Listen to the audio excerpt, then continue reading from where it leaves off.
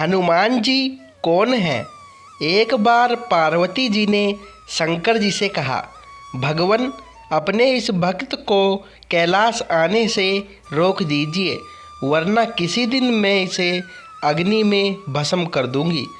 यह जब भी आता है मैं बहुत असहज हो जाती हूँ। यह बात मुझे बिल्कुल भी पसंद नहीं है। आप इसे समझा दीजिए, यह कैलाश में प्रवेश न करे। शिवजी जानते थे कि पार्वती सिर्फ उनके वरदान की मर्यादा रखने के लिए रावण को कुछ नहीं कहती है। वह चुपचाप उठकर बाहर आकर देखते हैं, रावण नंदी को परेशान कर रहा है। शिवजी को देखते ही वह हाथ जोड़कर प्रणाम करता है। प्रणाम महादेव। आओ दशानन, कैसे आना हुआ? मैं तो बस आपके दर्शन करने के लिए आ गया था महादेव। आखिर महादेव ने उसे समझाना शुरू किया। देखो रावण, तुम्हारा यहाँ आना पार्वती को बिल्कुल भी पसंद नहीं है, इसलिए तुम यहाँ मत आया करो। महादेव, यह आप कह रहे हैं? आप ही ने तो मुझे किसी भी समय आपके दर्शन के लिए कैलाश पर्वत पर आने का वरदान दिया है, और अब आप ही अपने वरदान को वापस ले रहे हैं। ऐसी बात नहीं है रावण, लेकिन तुम्हारे क्रियाकलापों से पार्वती परेशान रहती है, और किसी दिन उसने तुम्हें श्राप दे दिया तो मैं भी कुछ नहीं कर पाऊँगा। इसलिए बेहतर यही है कि तुम यहाँ पर न आओ। फिर आपका वरदान तो मिथ्या हो गया महादेव। मैं तुम्हें आज एक और वरदान देता हूँ। तुम जब भी मुझे याद करोगे मैं स्वयं ही तुम्हारे पास आ जाऊँगा, लेकिन तुम अब किसी भी परिस्थिति में कैलाश पर्वत पर मत आना। अब तुम यहाँ से जाओ। पार्वती तुमसे बहुत रुष्ट है। रावण चला जाता है। समय बदलता है। हनुमान जी रावण की स्वर्ण नगरी लंका को जलाकर राख करके चले जाते हैं, और रावण उनका कुछ नहीं कर सकता है। वह सोचते सोचते परेशान हो जाता है कि आखिर उस हनुमान में इतनी शक्ति आई कहाँ से। परेशान होकर वह महल में ही स्थित शिव मंदिर में जाकर शिवजी की प्रार्थना आरंभ करता है। उसकी प्रार्थना से शिवजी प्रसन्न होकर प्रकट होते हैं। रावण अभिभूत होकर उनके चरणों में गिर पड़ता है।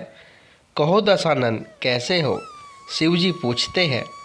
आप अंतर्यामी हैं महादेव, सब कुछ जानते हैं प्रभु। एक अकेले बंदर ने मेरी लंका को और मेरे दर्प को भी जलाकर राख कर दिया। मैं जानना चाहता हूँ कि यह बंदर जिसका नाम हनुमान है आखिर कौन है?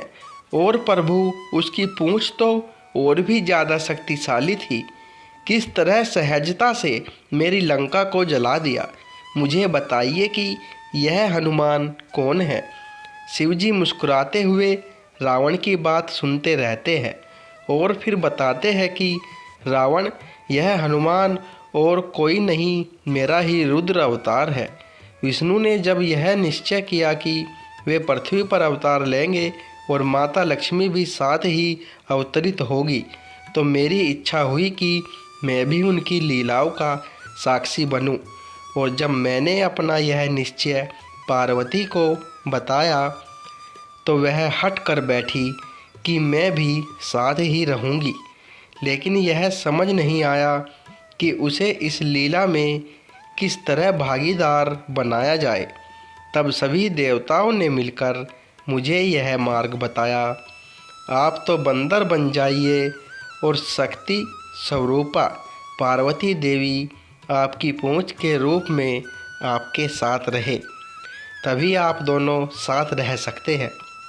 और उसी अनुरूप मैंने हनुमान के रूप में जन्म लेकर राम जी की सेवा का व्रत लिया, और शक्ति रूपा पार्वती ने पूंछ के रूप में और उसी सेवा के फल स्वरूप तुम्हारी लंका का दहन किया।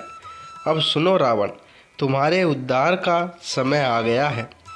अतः श्री राम के हाथों तुम्हारा उद्धार होना मेरा परामर्श है कि तुम युद्ध के लिए सबसे अंत में प्रस्तुत होना, जिससे कि तुम्हारा समस्त राक्षस परिवार भगवान श्री राम के हाथों से मोक्ष को प्राप्त करे और तुम सभी का उद्धार हो जाए।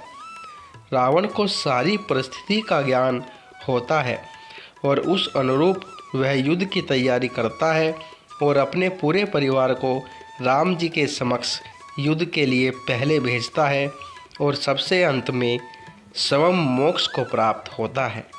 दोस्तों, कहानी पसंद आई हो तो चैनल को सब्सक्राइब करें। हर हर महादेव।